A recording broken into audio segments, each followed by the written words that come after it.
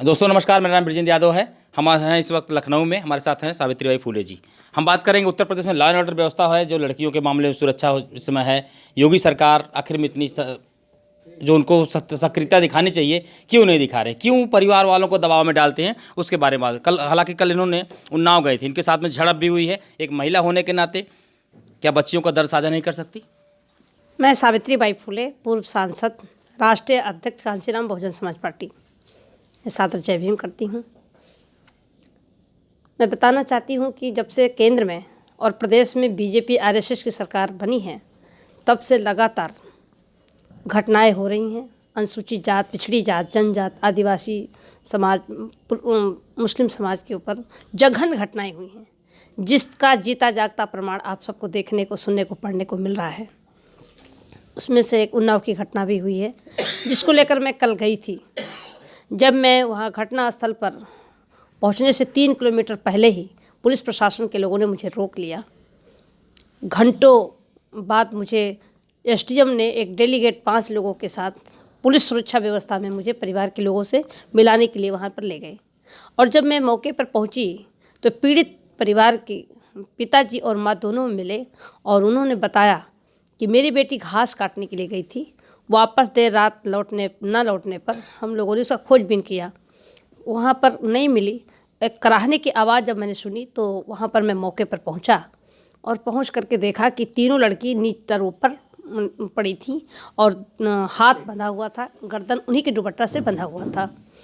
उनकी पीड़ित की माँ ने बोला कि हमारी बेटी के साथ में बलात्कार भी हुआ है, उसका कपड़ा भी फटा हुआ था, लेकिन जो हमें न्याय मिलना चाहिए वो न्याय हमको नहीं मिल पा रहा है। आपको रोकेंगे एक बार। ये बताइए, आप भी एक संत हैं, आप भी भगवा पहनी हुई हैं, योगी जी भी एक संत हैं, उनको पीड़ा क्यों नहीं इस बात को लेकर? ये भगवा नहीं है, ये तथागत गौतम बुद्ध जी का चीवर है। इस चीवर को, इस रंग को लोगों ने चुरा लिया है। मैं तथागत गौतम बुद्ध जी की अनुयायी हूँ।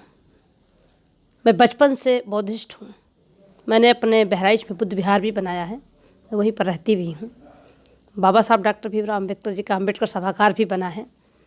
मैं समाज का काम करती हूँ। योगी जी भी तो एक संत हैं, मैं तो आखिर उनको पीड़ा क्यों नहीं? मुख्यमंत्री उत्तर प्रदेश के जब वो मुख्यमंत्री नहीं थे और तमाम मुकदमे उनके खिलाफ लिखे गए थे, तो मैंने लोकसभा में भी उनका भाषण सुना है, उनको मैंने रोते हुए भी मैंने सुना है।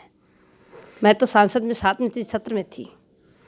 आज जो उनको पीड़ा नहीं हो रही है, मैं तो कहना चाहती हूँ कि आज जिस तरीके से घटनाएं पूरे प्रदेश में हो रहे हैं, ये कोई एक घटना उन्नाव की नहीं है, ये कोई एक घटना हाथरस की नहीं। हर पल, हर घंटे पर पूरे उत्तर प्रदेश में जघन्य अपराध हो रहे हैं, जिसको मीडिया को पता भी नहीं चलता है, और ना सोशल मीडिया अगर ना हो तो लोगों को पता भी न चल पाए।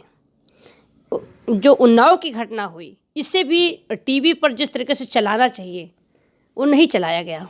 ये हाथरस से भी बड़ी घटना है, लेकिन इसको कहीं न कहीं सरकार अपने को छिपाते हुए, सरकार अगर चाहती तो उसको सीबीआई जांच करा करके और निष्पक्ष भाव से जो दोषी है उनको दंडित करती और जो निर्दोष है वो बच जाते। लेकिन जो कल घटना मेरे साथ हुआ है, मैं दलित परिवार की हूँ, महिला हूँ और वो हमारे पूर्व सांसद रही हूँ। मैं दलित परिवार से मिलने के लिए गई थी।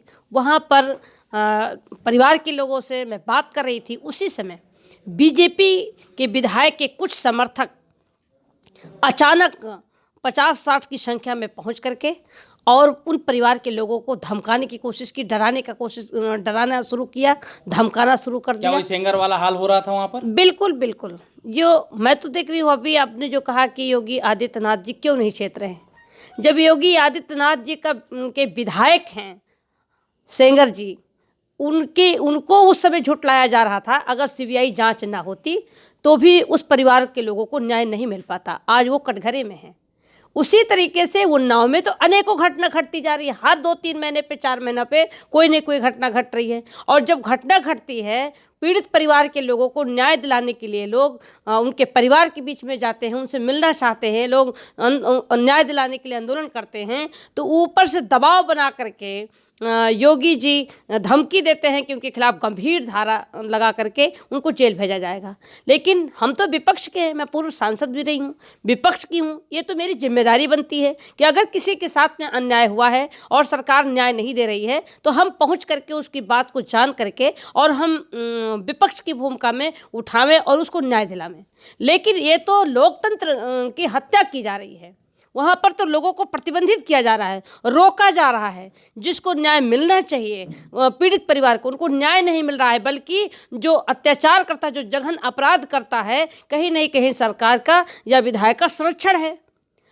कल उत्तर जिस प्रदेश में बेटियां आप सुरक्षित नहीं हैं, ये मान रही हैं आप? देखिए, बीजेपी आरएसएस की सरकार का तो नारा है बेटी बचाओ बेटी पढ़ाओ, तो उसका तो सीधा उल्टा हो रहा है। जब से बीजेपी की सरकार बनी है उत्तर प्रदेश और केंद्र में, तो ना बेटियों को शिक्षा मिल रही है और न बेटियों की सुरक्षा है। हर घंटों पर जघन अपराध हो रहे हैं, बड़े बड़े अपराध हो रहे हैं। हाथरस की घटना को भी आप ले लीजिए। हाथरस की घटना जो हुआ, वहाँ पर भी उसको लिपापोती करने की कोशिश की गई।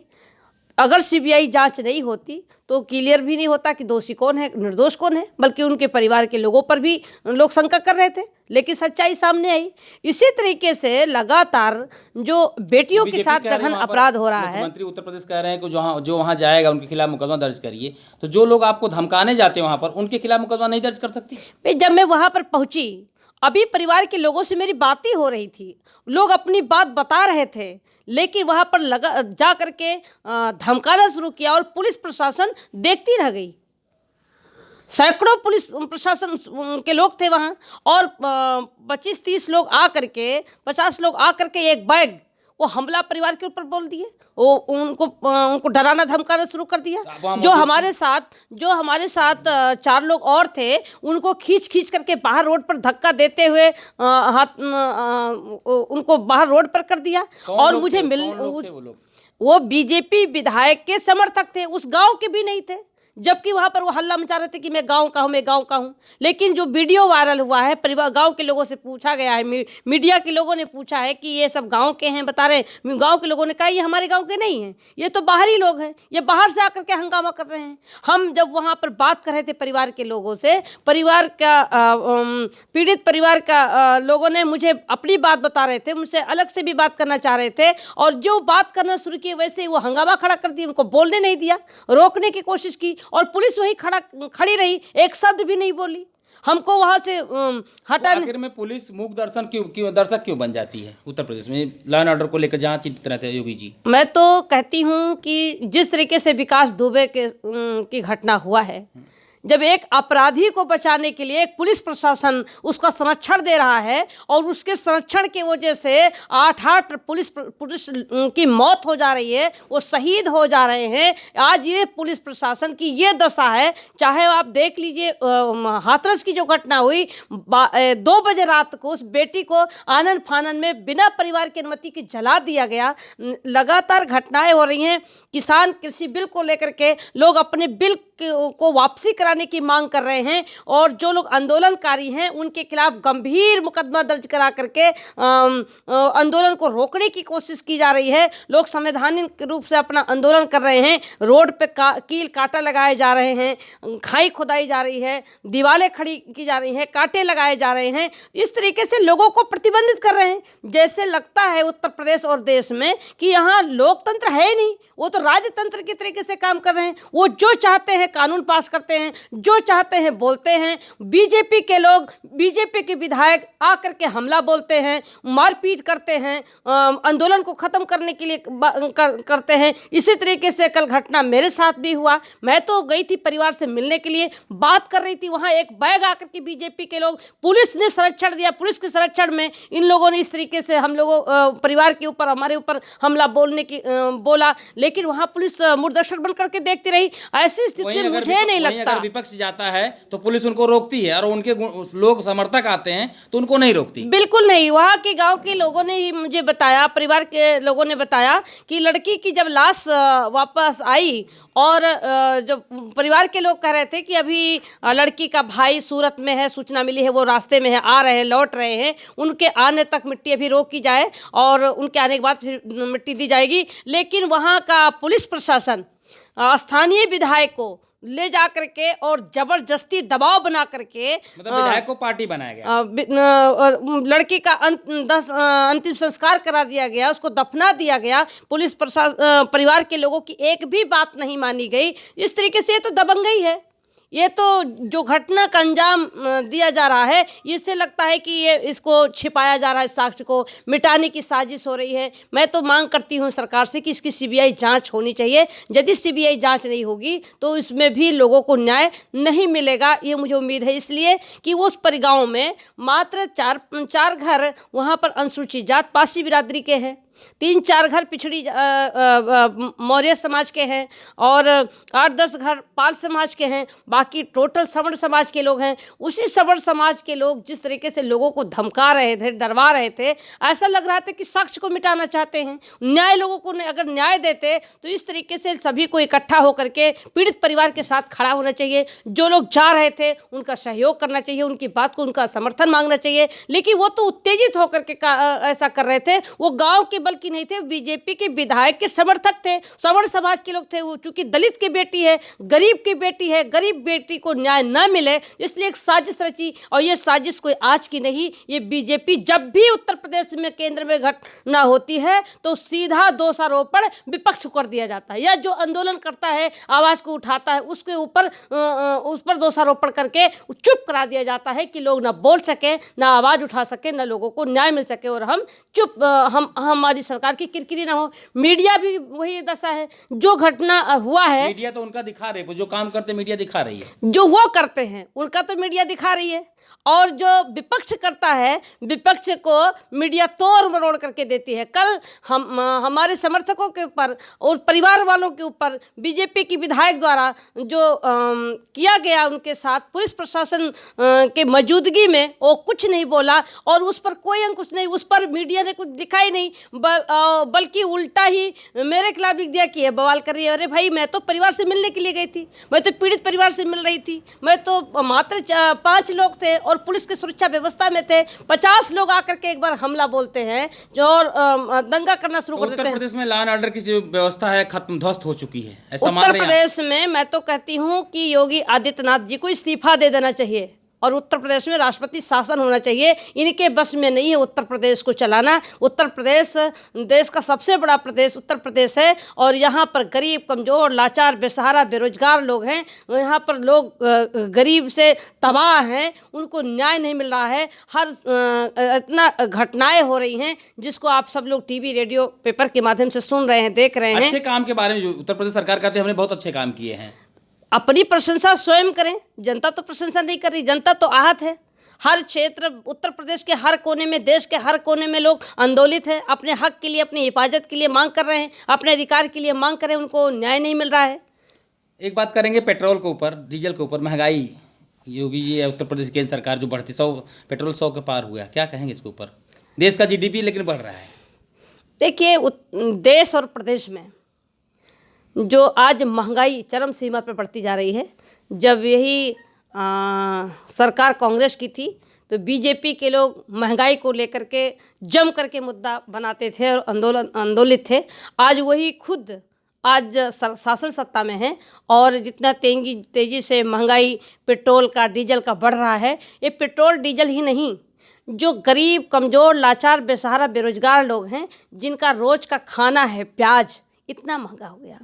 जब किसान के घर में प्याज रहता है तो 3 रुपया, 4 रुपया, 5 रुपये किलो होता है और जब गरीब जब प्याज खरीदता है तो उसको 50 रुपये किलो। अरे आलू तक 50 रुपये किलो बिक गया, जो रोज़ का खाना है। कड़वा तेल इतना महंगा, चावल दाल इतना महंगा, जो गरीब दिन भर की मजदूरी करता है उसको 250 रुपया मात्र मिलता है और 250 रुपया में अपने परिवार को कैसे चला रहा है, ये तो हम सभी लोग जान सकते हैं महंगाई को देखते हुए।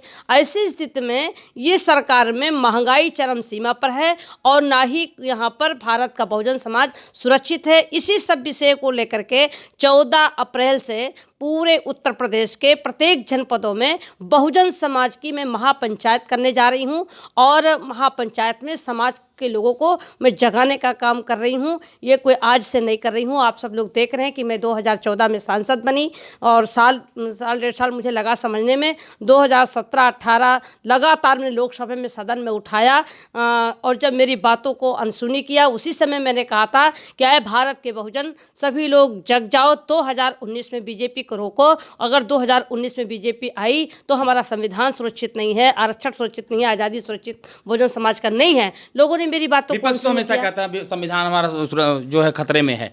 ये थी सावित्रीबाई फुले जी, पूर्व सांसद रही हैं, विधायक रही हैं और हम बात कर रहे थे SW न्यूज़ के लिए। जब हमने HW न्यूज़ नेटवर्क की नींव डाली थी तब हमने ये ठाना था कि न्यूज़ और इंफॉर्मेशन ये लोगों तक फ्री पहुंचनी चाहिए, मुफ्त पहुंचनी चाहिए और हम आज भी ये वचन पर कायम हैं। पर जैसे आपको मालूम है न्यूज़ चैनल चलाने के लिए पैसों की जरूरत है, तो हमको सबको न्यूज़ फ्री पहुंचाने के लिए कुछ मेंबर्स और कुछ सपोर्टर्स की जरूरत है। जी हां, मेरी आप सबसे गुजारिश कि आप सब HW न्यूज़ हिंदी की मेंबरशिप को ग्रहण करें।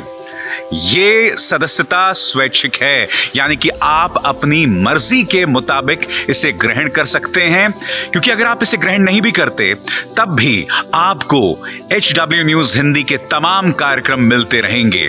मगर अगर आप चाहते हैं कि आज़ाद न्यूज़ जो है वो मजबूत हो, अगर आप चाहते हैं कि वो न्यूज़ जो सत्ता से सवाल पूछती है वो मजबूत हो, तो जरूर बने HW न्यूज़ हिंदी के सदस्य। जो लोग हमारे 89 रुपए प्रति महीने वाले कार्यक्रम से जुड़ेंगे उनके लिए HW न्यूज़ का बैच विश मिलेगा। साथ ही साथ उन लोगों को हमारे एक्सक्लूसिव पोल्स में भी शामिल होने का मौका मिलेगा। इसके अलावा हमारा जो दूसरा मेंबरशिप कार्यक्रम है वो 199 रुपीस प्रति महीने का है, यानी कि 199 रुपए प्रति महीने। और इस प्रोग्राम में हमारे जो मेंबर्स हैं उन्हें 99 रुपए के प्रोग्राम वाले सभी चीजें तो मिलेंगी। इसके अलावा बिजनेस से जुड़ी हुई बातें भी हम करेंगे। हमारे एक्सपर्ट अखिलेश भार्गव से आप बिजनेस से जुड़े हुए अपने सवाल भी पूछ सकते हैं। हम उम्मीद करेंगे कि आप इस निष्पक्ष पत्रकारिता की राह में हमें पूरी तरह से योगदान देंगे।